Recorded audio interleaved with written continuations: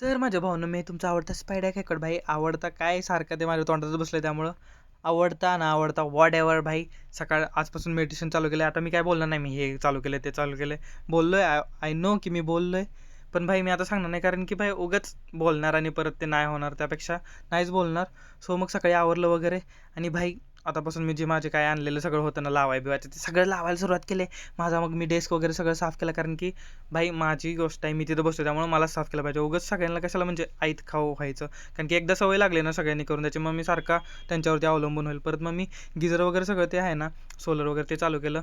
परत जो माझा डेस्क आहे तो आज मी पूर्ण साफ केला. दूध वगैरे प्यायला भाई आतापासून कंटिन्यू दूध आहे. परत पाणी वगैरे भरून केलं कारण की वॉटर इंटेक जो आहे आपला 3 लिटर आपण दिवसात प्यायचं वगैरे, तो मी सगळं पूर्ण करणार आहे आतापासून. नाश्ता वगैरे केला आणि परत मला ना इथं ज्या 2 मावश्या आहेत ना त्यांनी माझ्यासाठी तिळगुळ आणलेले, ते मी खाल्ले. नंतर रिक्षावाल्या काकांची ओळखी केली कारण की कस्टमरला जायचं असतं इकडे तिकडे, मग एकदाच म्हणजे डिरेक्टली त्यांना जोडून दिलं की त्यांना जाता येतं. परत मी चेक केलं की भाई झाडांना पाणीच नाही कारण की ते वाया लागलेलं. मला सगळे बोलत होते की पाणी टाकलंय वगैरे, पण ॲक्च्युअलमध्ये पाणी नव्हतं टाकलं कारण की समज ते हात लावल्यावरती नंतर मच्छर वगैरे चावतो ना, त्यामुळं अगरबत्ती वगैरे लावली.